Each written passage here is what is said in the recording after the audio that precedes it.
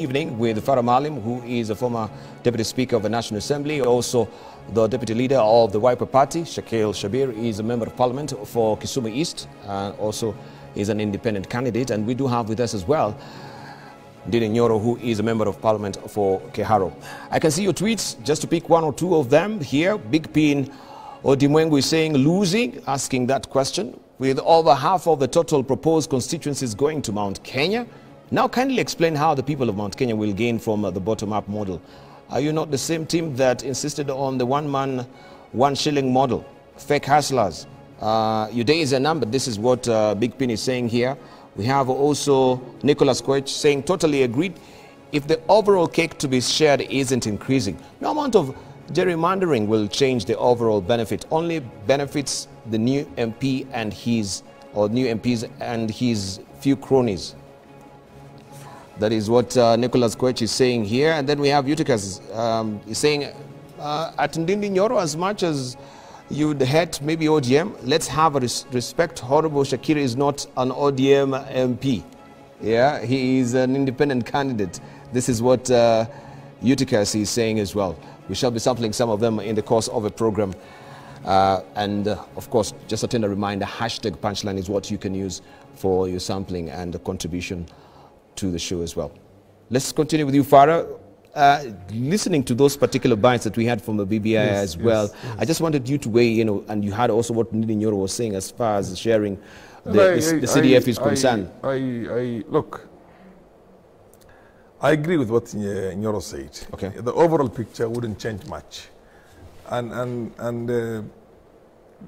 This process itself, and as far as the trying to take away, I knew myself, one way or the other, that was going to be shot down. There is no way you can allocate the responsibility of delimitation to anything other than IEBC. For leaders to come there and basically share these things, and before that, it was very choreographed. And I think some of the dishonesties that our top leaders engage in this country is going to haunt us and haunt them also for the future. Balambala, you said, is 32,000 people. How do you have 32,000 population with 60,000 students and pupils there? Just imagine that. The whole thing was faked. It was what you call digital genocide. They literally decided to wipe out an entire population of this country because they wanted to take those constituencies to help them to say that they can deliver to other places. Thank God we allowed them to have the 70. We saved those constituencies. By the way, they're all saved now. There's nothing, no going back to that. So this nonsense about 135,000, these things that Kuri and other people are running around, all designed to try and victimize the marginalized sections of this country who have been marginalized from the days of colonialism, but trying to reenact back what you call the sessional paper number 10, which was there during Kenyatta's time. Yes. Now, and one of the reasons why Raila Odinga has got a serious problem, very serious problem, in the areas that traditionally supported him, because we were partners in victimhood, the same way we were victimized. Eluo Nyanza was also victimized over a very long period of time. But when it came to the resource allocation through the Senate, he is one of those guys who pushed very hard for this thing you're talking about, 1 shilling, 1 vote, 1 man, and all kind of stuff, without taking into consideration the marginalization of those areas, the genocide that was carried out through what you call the census itself, fake census basically, fake census, in which they came up with numbers and talking about 50,000 for a constituency, 32,000. Blatant, outright lies and doctrine that was done there. But having said that, I am one person who was part of that negotiations, and at the end of the day, when you have to make a choice between two very bad situations, then you would probably try and save as much as that was there before. So the idea of getting 70, so that we don't go for another further delimitation and they take away 6 constituencies from Northeastern Province and God knows how many other constituencies from other places, the people who basically have not produced presidents in this country, that was what do you call a safer one. Now we're going back.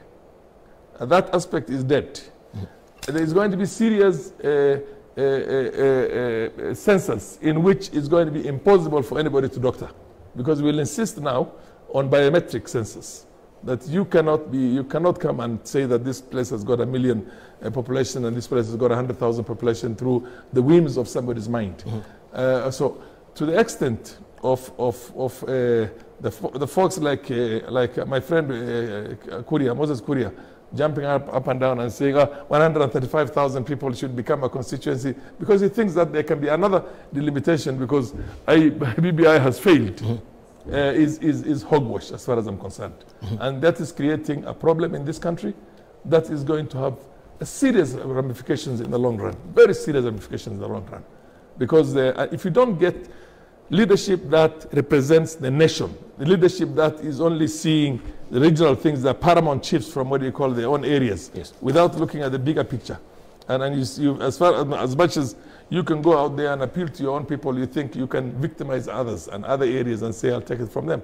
That is not what you have as a nation. That one is the state that we have found by the colonialists when we had the Somali nation, the Kikuyu nation, the Kalenjin nation, the Taita nation. We could have lived like that, you know. But now we have a nation called Kenya. You cannot be a president out there, you cannot be a leader out there with the mentality of 200 years ago, in which you think your people can only gain if you can take away from the others without increasing the size of the cake. So to that extent, as far as the allocation of resources is concerned, I think we will go to a new dawn through a serious census, which is going to be a census which is tamper-free. Thank you. To the extent of how much those regions were going to gain with the kind of by the way, it's only what 2.5 to 3% is what goes into the CDF. It was going to reduce for everybody. When you reduce for everybody, the net results is that you don't gain anything. Right, thank you. Yeah, and by the way, this is the ordinary revenue. It has nothing to do with the money you borrow outside. You can have a budget of 3 trillion. Thank you. But because the ordinary revenue is only slightly over 1 trillion, then the 2-point-something% is on that what you call ordinary revenue. Right. Honorable Shakil, we have the Solicitor General and also the Attorney General who are not really rowing back. They're saying we're going full steam ahead to also appeal this particular case at the Supreme Court. Do you think they're batting their heads on the wall? Absolutely. You know, are they not representatives of the government? Are they not the legal advisors for the government? Which they are. So if they are the legal advisors, I was just wondering to myself, what would the former Attorney General have done? Yutumagai. What would have the others would have done? I don't, yeah?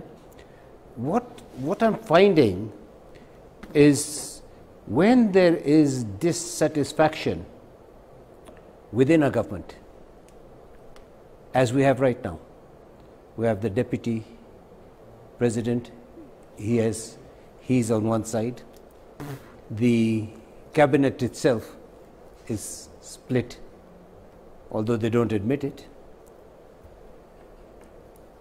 Then we have the AG, who's meant to be the advisor of the president. Legal advisor. Legal advisor, and the Law Society wants to knock him out. I'm seeing there's a loss of confidence in the government because they are broken, or there's a crack of credibility somewhere. So when this thing happens and the Deputy President is asked to resign and he says he will not because the Constitution guarantees him. Would it not be better for him to be honest and say, listen, it's not a surrender. I'm not surrendering, I'm not retreating. I'm just telling you I've had enough. Like Jaramogi Odinga resigned. He resigned and he said, I've resigned because I don't want to take up the money of my job which I'm doing nothing in. So let's assume that he does not. So and remember that government is 50-50. There are certain members in the cabinet who were favored to be on the Ruto side, and others from the Uhuru side. So that's the situation. So if I was the president, I'm not, I will never be. I'm in a quandary. I have a cabinet that is half working. I have my deputy president who is on his own way. What should we do in a situation like this? And I've been doing some research, and I think I talked to you last time. When a house, You know, there's something that they're called caretaker governments and interim governments. And what's the other word? Provisional. If I was the president, and I'm not, I would dissolve parliament now.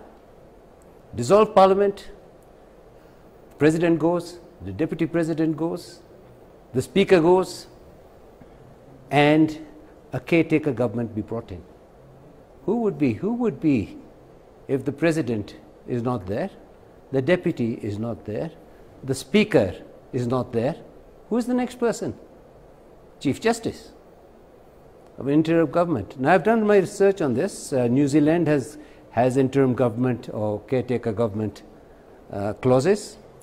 I see no reason why, you know, I was looking at it and it says when a house to which the government is responsible is dissolved, then the best thing to do for the interim period until the next election is to form a caretaker government.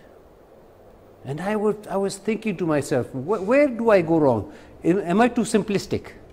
Do I not know, and I do not know, the dimensions? Do I not know the complications, which we don't know what they are?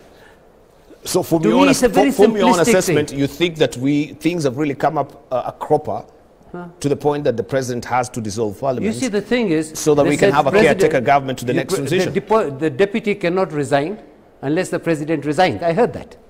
Yes? Yes.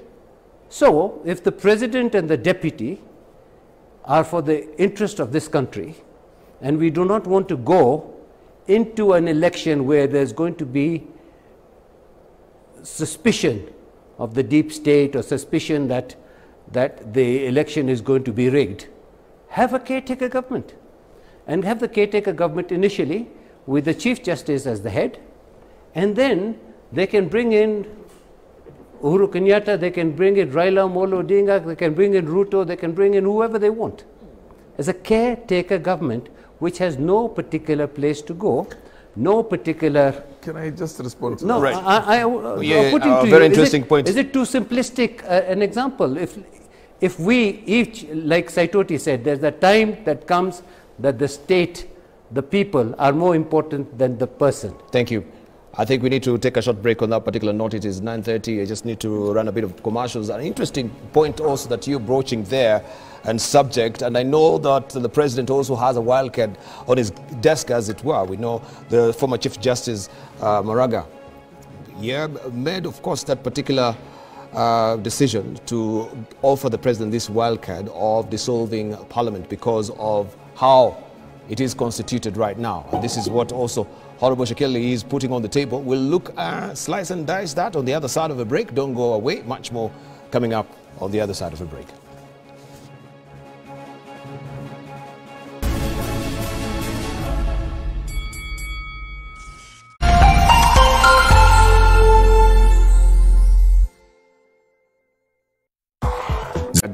He has that power to dissolve parliament, as it were, if things have really come to a cropper, especially in running this particular government, where we can see they're not seeing eye to eye with the deputy president.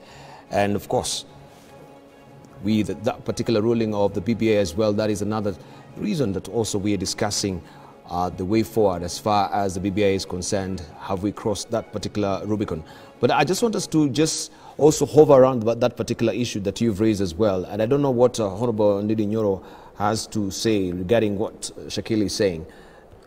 I think first of all, Dubal, because you read some tweets loudly, some of which were referencing on what I had said before. Okay. And I would want to respond to that as I respond to my seniors, Shabir. Will you take us back, or it is in tandem with what we discussed? It is in tandem. Fantastic. Yeah, first of all, there is a viewer who insinuated that about Shakil and ODM. We are good friends, and some things even on this show, yes, we say them in jest, not necessarily to be taken too seriously. Yeah. All these people, all these leaders are my friends, and of course I cannot impose improper motives on any of them. There was a tweet on Mount Kenya and BBI. I want to reiterate again. Mount Kenya region was not gaining anything insofar as resource allocation through the BBI is concerned. Number one, let us tackle the issue of constituencies. I just gave the example with Muranga, where, because the aggregate formula of allocating money was not changing, the money that comes to Muranga now, if BBI went through, we would actually receive less, cumulatively as a county. Currently, Mount Kenya region has got 70 constituencies, and I want to move together with a viewer who tweeted that, who tweeted 70 constituencies, Dibal. If you take 70, the current 70 constituencies, divide by the current 290, yes, that comes to around 24.2%. Mount Kenya was only to gain 17 constituencies only from BBI. The rest has been lies. I mean, we can count them. They are there in the public domain. And by the way, when I mean Mount Kenya, I include the constituencies that Nakuru was gaining. I have also included the many constituencies Kiambu was gaining. Cumulatively, we are only gaining 17. So what was happening? 17, again, divide by 70, now the new ones, that is around 24.1. Marginally, more or less the same, but slightly lower. So, in a global manner, or in a global figure, or in a global amount, Mount Kenya was actually marginally losing. When you come to county funds, the formula that we wanted, and we have always championed for, is 1 man, 1 shilling, 1 vote. Myself, I know Farah may not agree with me because every place has got their own dynamics. That has been our clarion call. The executive, because basically it was their Muzigo, could not deliver that through the Senate. They also purported that it was in the BBI report. I have gone through the entire report. There was nothing about the 1 man, 1 vote, 1 shilling. What we needed was the twinkling of the 45% weight that is given to population increased, because the places that we represent, like myself, are densely populated. That also was given a bright eye by the BBI. So basically, we were only adding 70 new members, or so to say in Mount Kenya, 17 new members. That is around 50 million per member to maintain them, while we gain nothing to take to the people. On there are so many issues that my brother Shabir has brought about, and probably it was insofar as the yesterday's interview by the president was concerned, and the many reactions that we have seen today. Number one, Debal, let us be frank, because in our language we say that when you talk the truth, you don't have to remember anything, because truth doesn't change.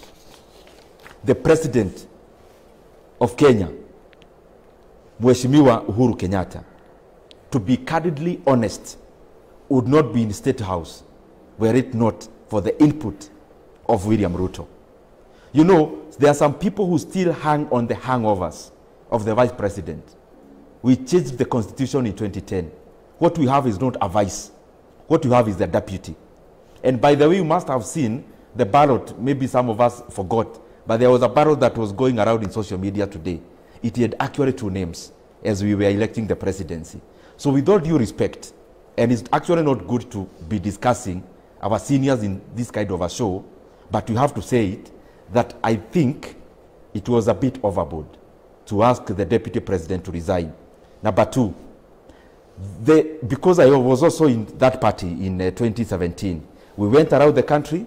The promises I could hear the president and the deputy promising the Kenyan people were just around the economy, were just around infrastructure, around connectivity of electricity, around social issues in terms of cash transfers like Inua Jamii, and etc. In 2018, after the handshake, we all know that the Jubilee regime abandoned the initial promise. And therefore, what the president has been delivering for the last 3 years is actually not what was promised. So I submit and I ask respectively then, who has veered off the path? That is food for thought. Because what was promised, vis-a-vis now what you have been trying to deliver in the form of BBI, is basically absconding from the promises that we gave to the Kenyan people. But also, just allow me to butt in, but how could the president actually have delivered that particular promise if the environment was not conducive? Given the tension that we had then, right? I mean, the polarization that was then. 2 wrongs do not make a right. You cannot diffuse this tension then light up another tension, and you say you are providing solutions. That is what has happened. By taking over the former opposition leader, it is okay. But also, on the other side, I wish the president was more accommodative to every other leader. Probably that would be real nation building insofar as bringing people together is concerned.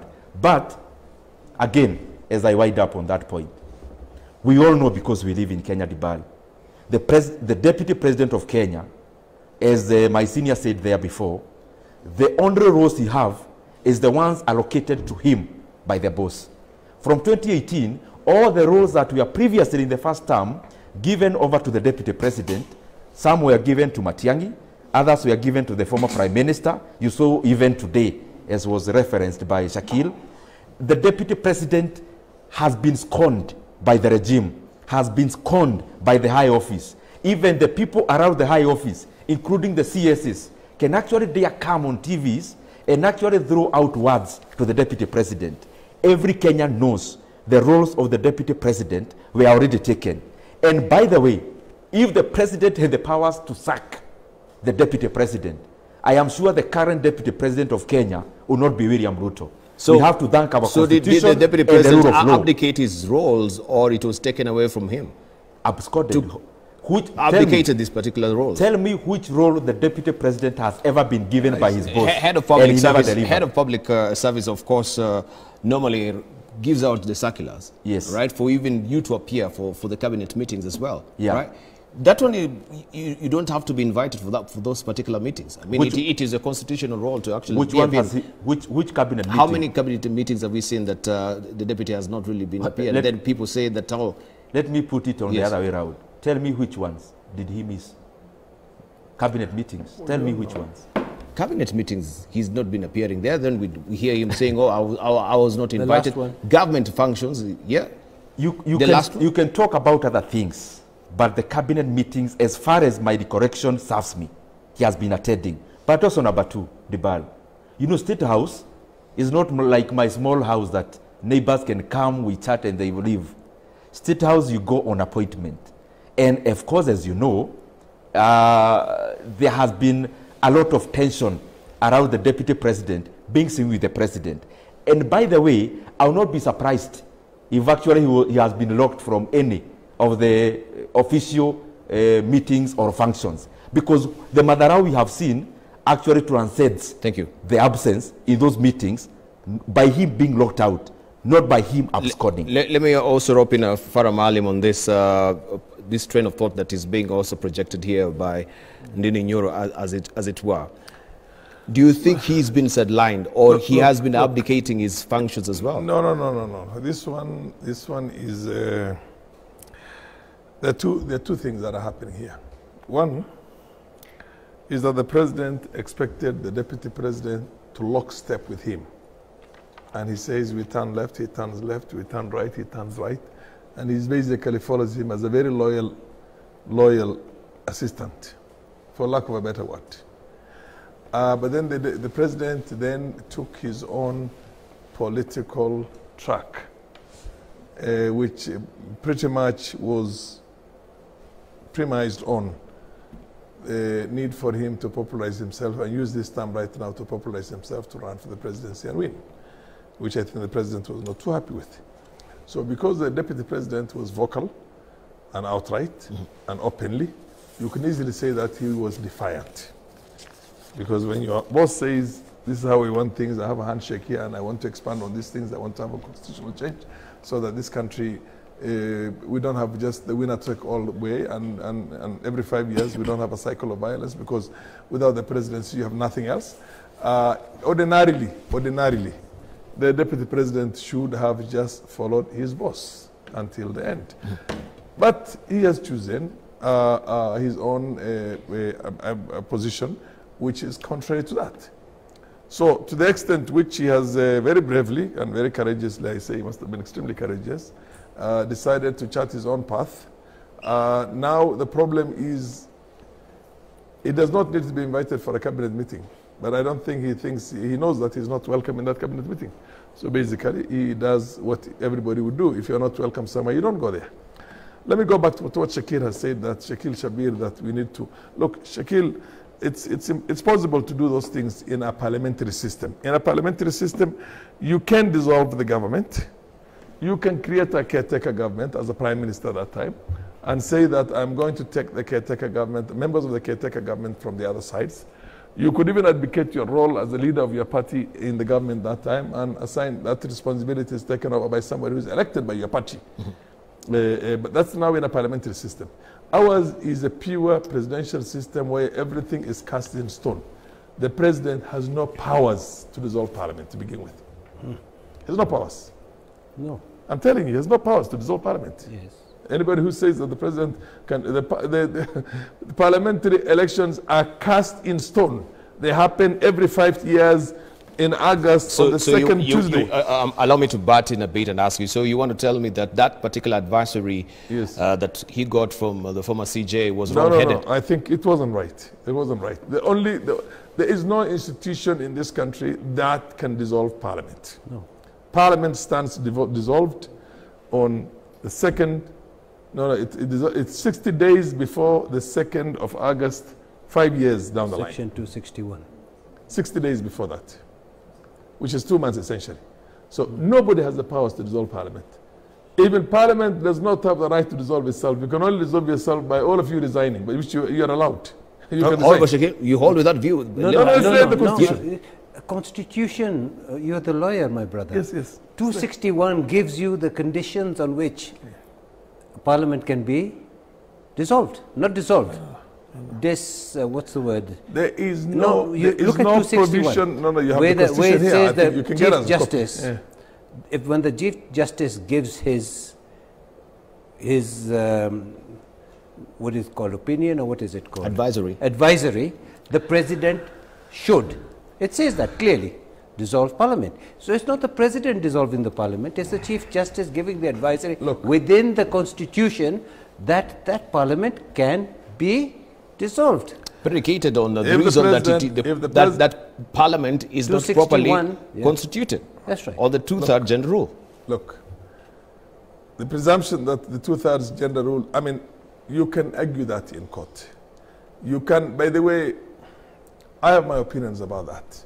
Democracy does not essentially mean setting aside things. There is a process to be actually arrived at to have that representation itself. So that is a different ballgame altogether, and I think it was a mistake to put in the Constitution in the first place, and it will be debated on its own merit at another time. Let's not open up that. But I can tell you right now, nobody has any authority to dissolve Parliament as it is right now. I can read it to you. Nobody has any powers to dissolve Parliament as it is right now. Now, the other thing is that if the President resigns today, the Deputy President takes over. If anything happens to the President, or he either resigns, or a duly constituted process is now arrived at in which he is health-wise not fit enough to hold that office, or he is impeached, or any of those things, the Deputy takes over straight and becomes the President of the country. Or he dies, or anything happens to him, he takes over. In the unlikely event, for example, right now the President has gone to Zambia. There is no way the President and the Deputy President can travel in the same plane, not even domestically here. They can't travel in the same plane. That's why if you look at in the countries that are purely executive, the President, when the Deputy President is traveling out of the country, he travels with a massive entourage. And wherever he is, if anything were to happen to the President, even if he's in mid-air, he's sewn in there. Your point exactly. Your point exactly. Can I just, the point I'm trying to tell you is that we have a functioning constitution, we have a functioning system, we have a country basically. So anything that happens, there is a solution to that. So if the President, too bad, he has to live with his deputy until people go for elections, and whoever comes in. I don't know if you remember Atiku who was? Atiku who was there with Obasanjo. Aliyu Atiku. Abubakar Atiku. Abubakar Atiku was the deputy, was the vice president, but constitutionally there, was a running mate of Obasanjo, and they never got along well. And all that Obasanjo could do is to campaign against him for the next election. That's how the other guy, Omaru, somebody came in initially, the one who died in office. And then Jonathan, good luck Jonathan, came in after that. Yaradua came in as a president for a short period of time. He had a terminal condition. He died. And then, of course, his deputy took over. Jonathan took over and stayed in office. So the options are limited, my friend. The options are limited, and they have to play out. So the fact that the president goes out there, identifies himself with another party is another issue, because when he says UDA is a party that we are called, can that be taken at face value to mean a statement that essentially says that he has quit his party? Because if the deputy president quits the party, then he ceases to be a president. He can quit the place. He can have any other reason for a number of other reasons, and those are he can quit what they call the office.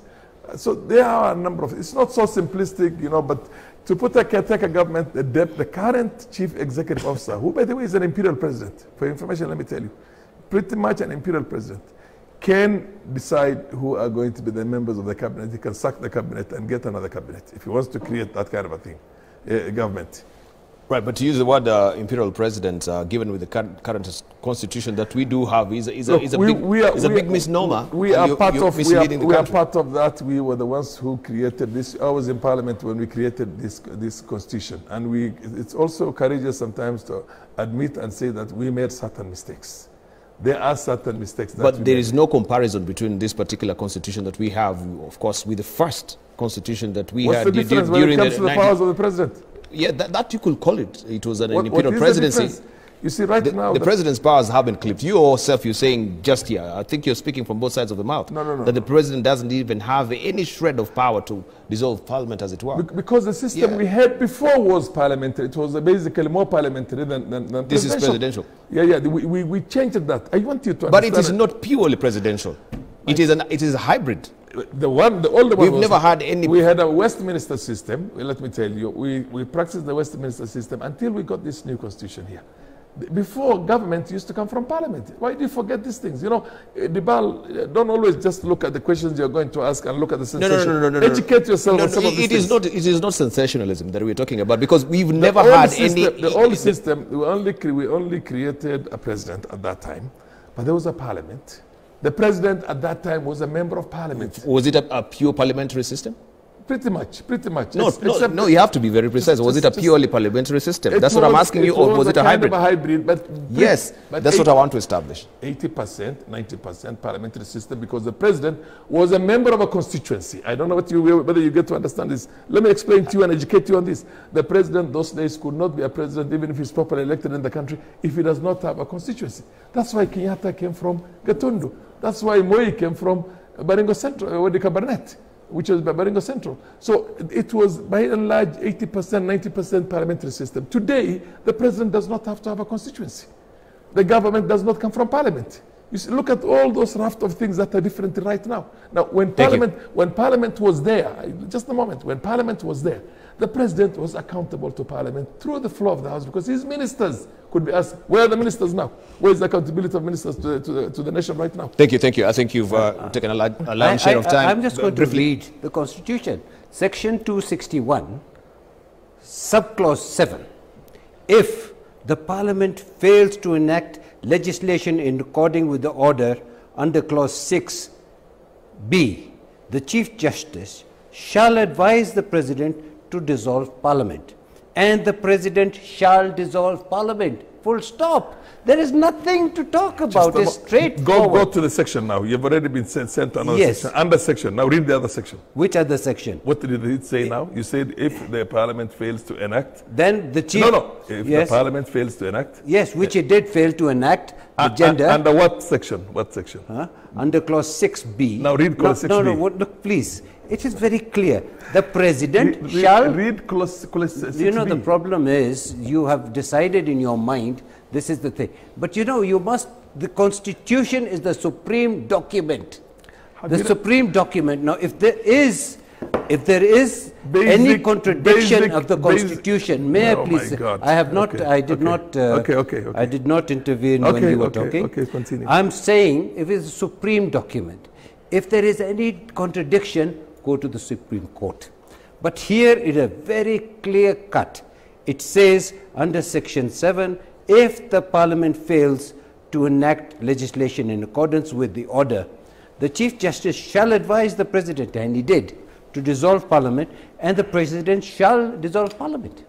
At this moment in time, the President has that wild card in his hand. And what beats me is, why does he not dissolve Parliament?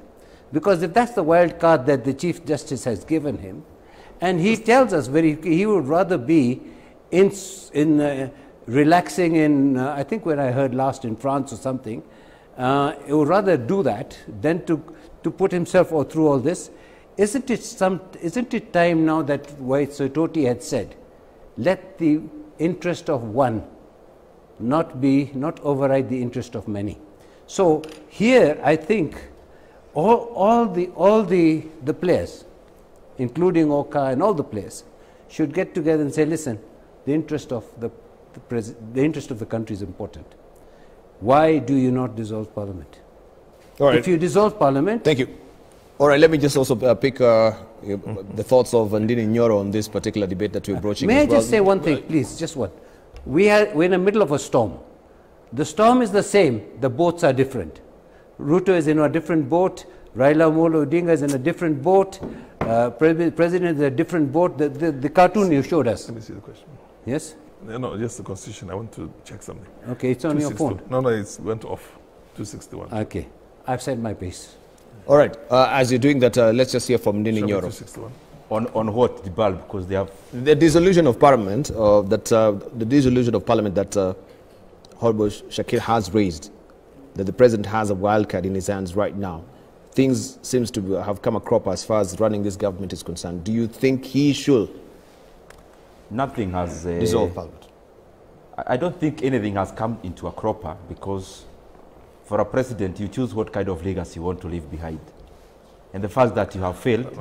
But we know why we are here and why we are broaching this subject. A cropper, I'm talking about the gender role, yeah, as it were, that is not really affected. And this is what Shakil is raising from the Constitution as well. You know, the reason I'm responding in this manner is because the genesis why he brought up that issue was on the basis of the fact that the President and the Deputy are not reading from the same page, yes, and the fact that a lot has failed around the leadership. And my response was, because you can have as many reasons, that's why I'm not specific to that particular reason.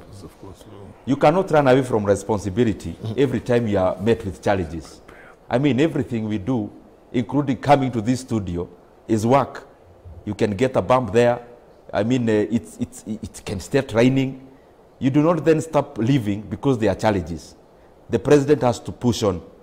Pushing on because you are elected for 5 years and another 5 years. And you are given a blank check. You are given a blank sheet on where to write your legacy. Yes. So part of the legacy probably is what we are trying to tell him to run away from. What I was saying before Shakil brought up that point about dissolving Parliament, is that the Jubilee regime was elected on specifics. The kind of things the President and the Deputy were promising out there, and he failed. I enumerated them. They have failed drastically. Yes.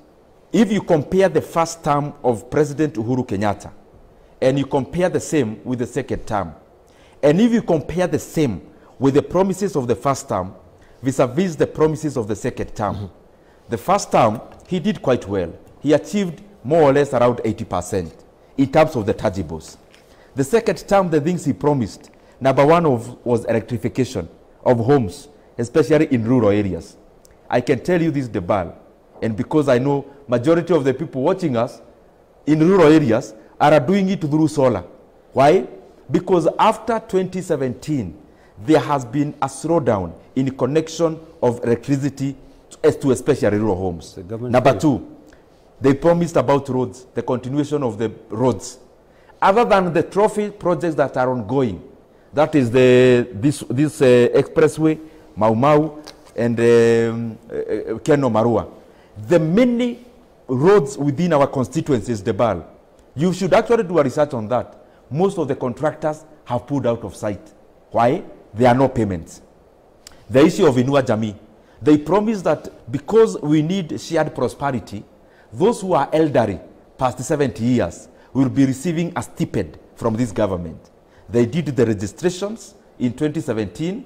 Unfortunately, it seems it was just for a political gimmick. So reason why they have never opened that register, except where we have had by-elections, where they need to use government machinery.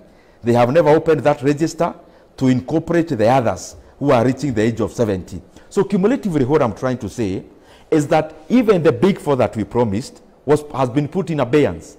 And the president abdicated the promises he gave to the Kenyan people, took over simpler roles in terms of changing the constitution, which has also been grounded by the judiciary, and probably that explains the reason why there is a lot of tension around that high seat, and the people and the promoters and the supporters and the surrogates of that BBI. So is that what the deputy president wants to really focus on right now? Because he said, okay, now the BBI ship has sunk.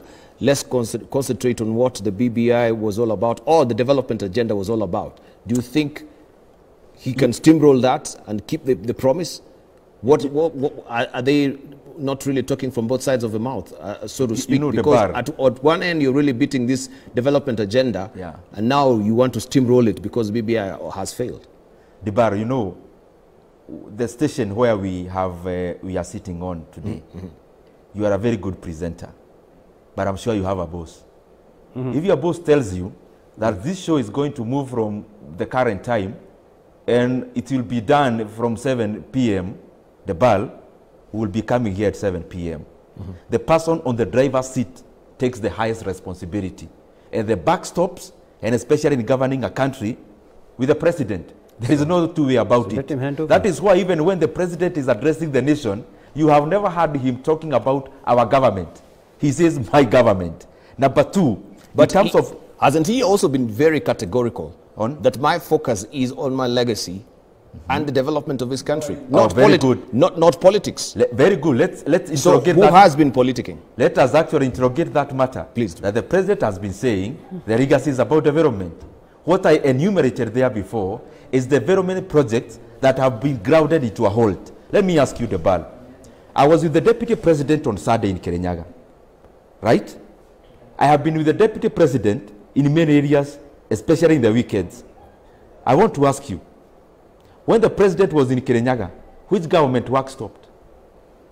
Number two, do you want to tell me that what the deputy president has been doing all his life and what attracted the president to him has been wrong all the way?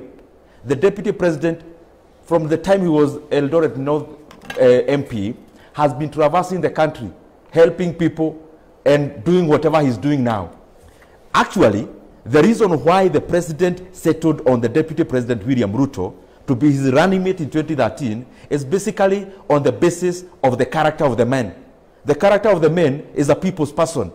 Actually, even during the campaigns, you used to cover that Debal. Who you actually campaigned for this presidency? If you have to weigh on scale, let us just be honest and plain honest. If you have to enumerate all the rallies that happened, because campaign happens in rallies, who attended how many?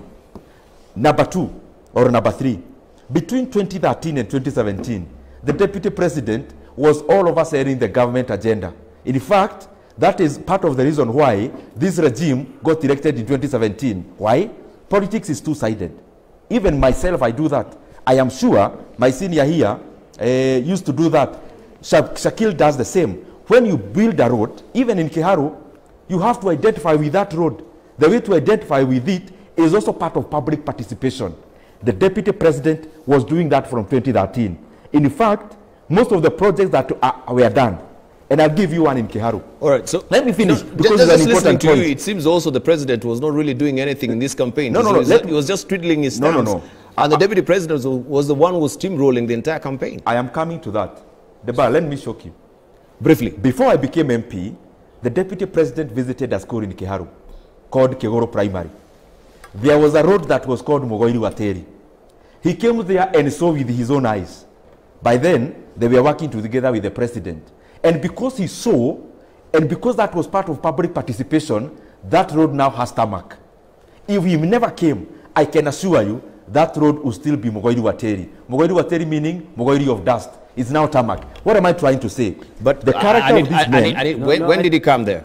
The character of this... When did he come Before there? actually I became MP. Before you became Before MP. I became MP. And things were running smoothly then, because he was not really politicking. Exactly Yes. the point. He was part of the Jubilee government, wasn't he? He was part of the Jubilee government. That is why when he saw the road... So you cannot really credit that yeah, he's done that while you, by then, you're not member of parliament. It was during 2013. If you listen, yes. If you listen, I'm talking about first term. I'm not talking about when I'm MP. That road never started. Yeah, I'm listening. That's what I'm saying. But let me, because this is a very critical point, has been peddled all along. That road is now tarmac. That is the first term. I'm not talking about when I'm MP for Kiharu. Okay. Yes, yeah. The deputy president was doing that every other weekend. Now the problem came in 2017.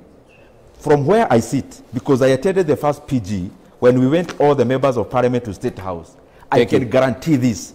The president was well set to sideline the deputy from day one. The body language from when we attended the first PG was well telling. And that is now what has oscillated and given birth to the current sidelining of the deputy president. So he has not been campaigning. So he has adjudicated every role that he has been allocated by the president. Thank you. If there is one role... I need to butt in right now.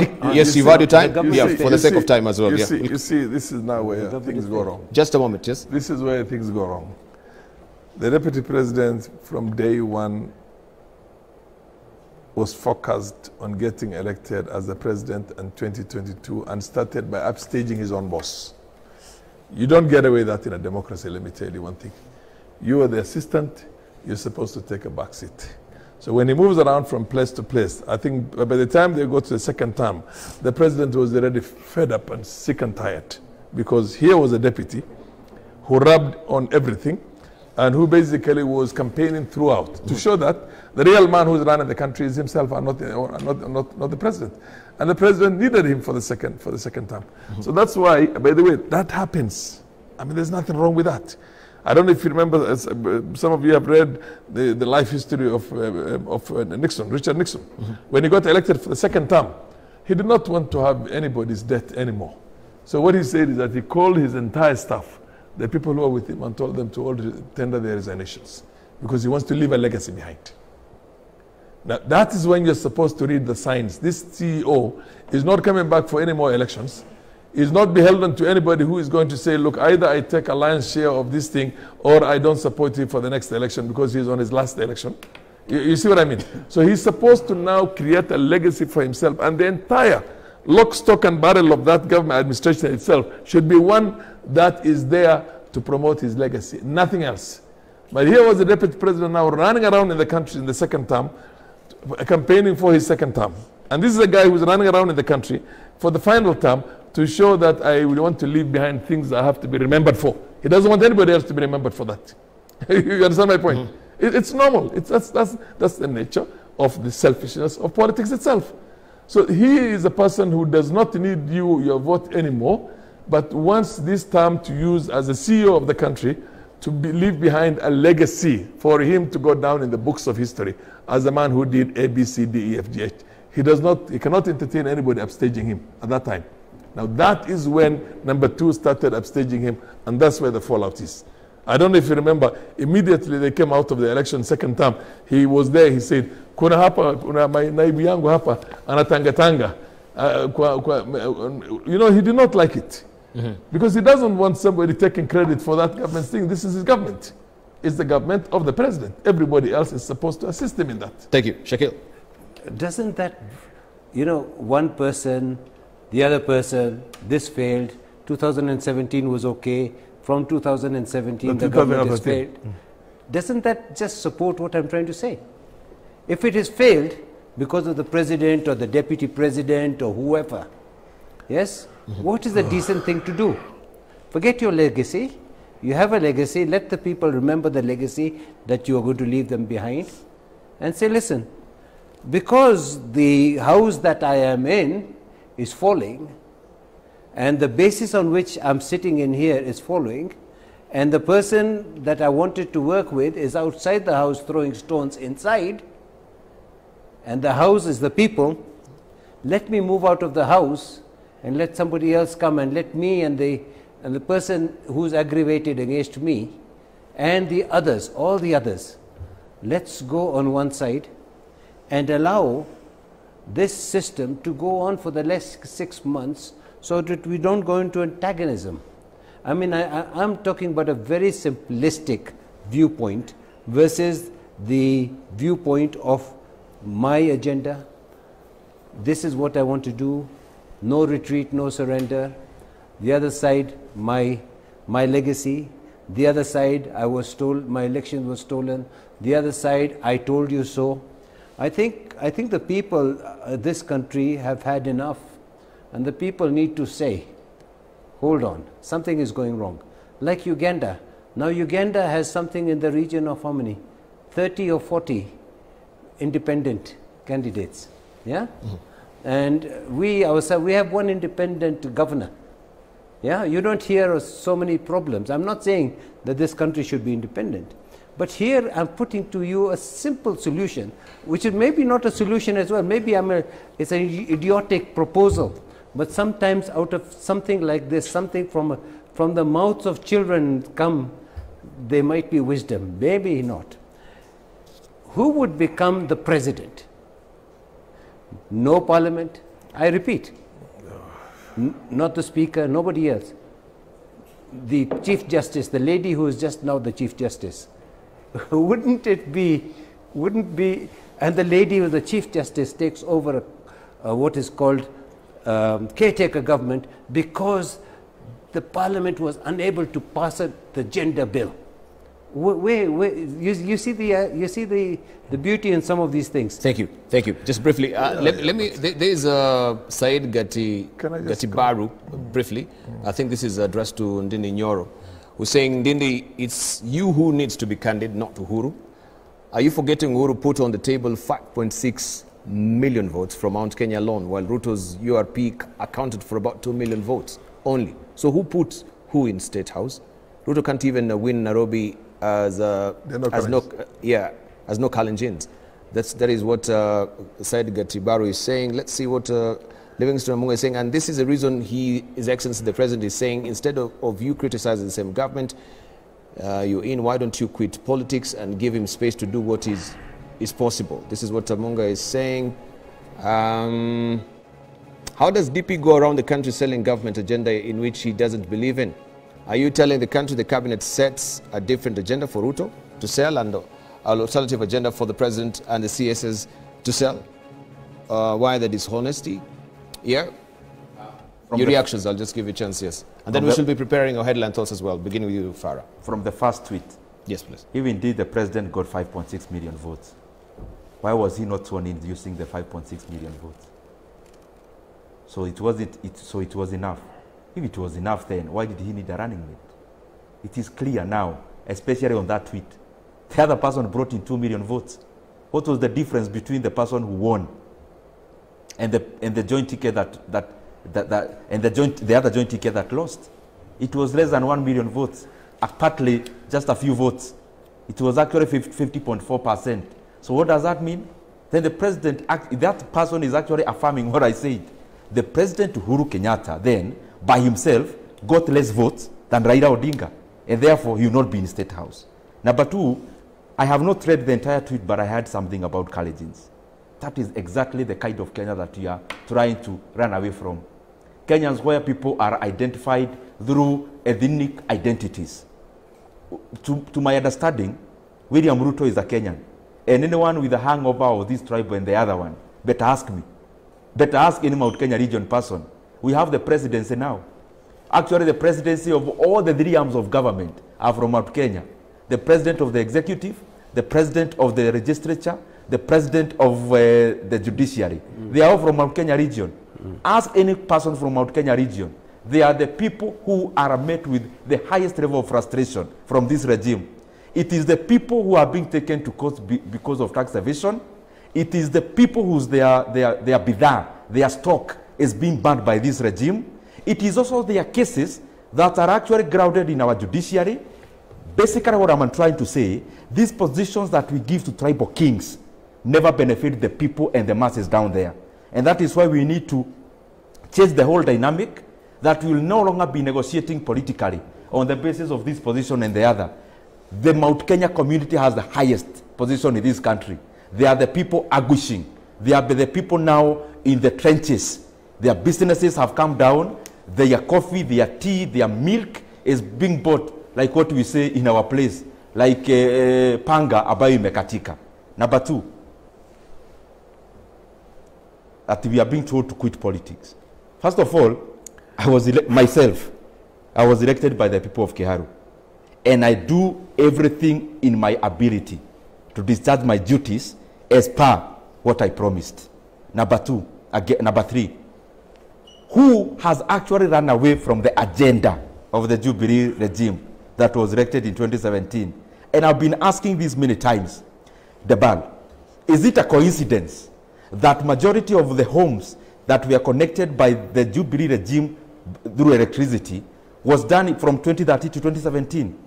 Is it a coincidence that many roads without contractors pulling out of sight were done from 2013 to 2017? Is it a coincidence that the government was running in terms of projects, real tangibles like railways, from 2013 to 2017? Is it also a coincidence that from 2017, nothing much is happening in terms of these projects?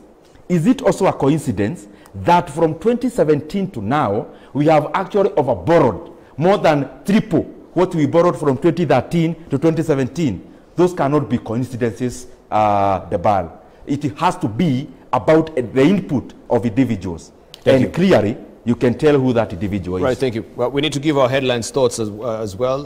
Farah, Maalim, just briefly, you had something to also comment on. Just briefly, then you give your headline thoughts on the horrible Shakil. The only thing I can tell you is that we are in a political fix right now, undoubtedly.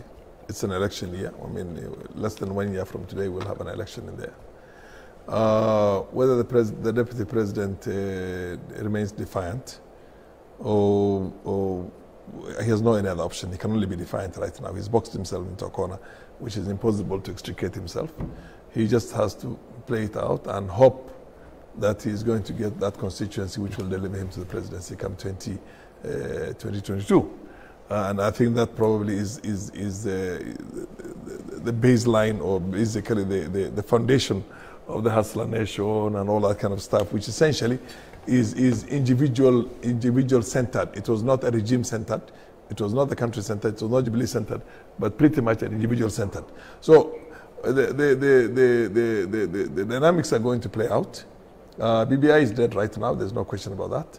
But let's see what the president again exercises. If in the event that DP Ruto is not willing to pull out and not willing to play ball and basically remain a very loyal assistant to the president, which he has been very, very, very straight. He said no pullback, no surrender, which essentially means I'll maintain that. I think it's upon the president right now to show leadership and decide to reconstitute his own government, undoubtedly, for him to see what he can salvage in terms of the 1 year that's left for him and see what he can deliver. Thank you. Right. Yes, mine. Briefly. Very simply. Firstly, if the URP says that the government has failed since 2018, yeah, that is what they're saying.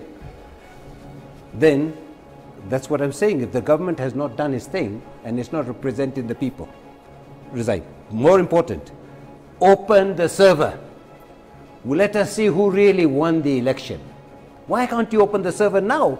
And then we will put an end to this thing whether Ruto was the person who gave the final vote. You might open the server properly and you might find that Raila Amolo Odinga actually won. Then what happens? The dynamics may change. Then we go on to open election. Open the server. Thank you. And the last bit I want to say is this. Apart from opening the server, remember there's still that Dracula called ICC. It's still there. So, this is my final point. Open the server, and my advice to my boss and person for whom I depend, I am totally loyal to. Thank you. Raila Amolo Odinga, go back into opposition. Let us deal with this situation. Nyoro, your 30 seconds as well? My parting shot is that now that the infamous reggae has stopped, I wish now that this regime and the people that we elected into office will now focus on the real issues that we are elected on. Because no one asked any person to change the constitution over the 2017 general election. The issues now that they promised the Kenyan people, they must focus on them now. And I hope, because we have the president and the former prime minister in Zambia. Thank you. I hope they learn from Zambia what happened. Thank you. That Hichilema was actually arrested 15 times since the last time he vied up to date. He's now the president. They should stop intimidation. They should actually respect the freedoms that are enshrined for all the citizens of Kenya and also for leaders. Thank you. In terms of discharging our duties and also meeting our people out there. Thank you, Ndindi Nyoro. Thank you, Shakil, Shabir, and Farah Maalim as well for that very cogent discussion that we've had this evening. I'm stuck for time. I'm being hounded out of studio right now, but nonetheless, thank you also for joining us this evening. I think it has been a very immersive discussion here on what is the way forward as far as resignation, or that big question that is now lingering on the rafters of many Kenyans' minds as well, and also which way the DBI as far as it's concerned. Good evening. Sleep easy.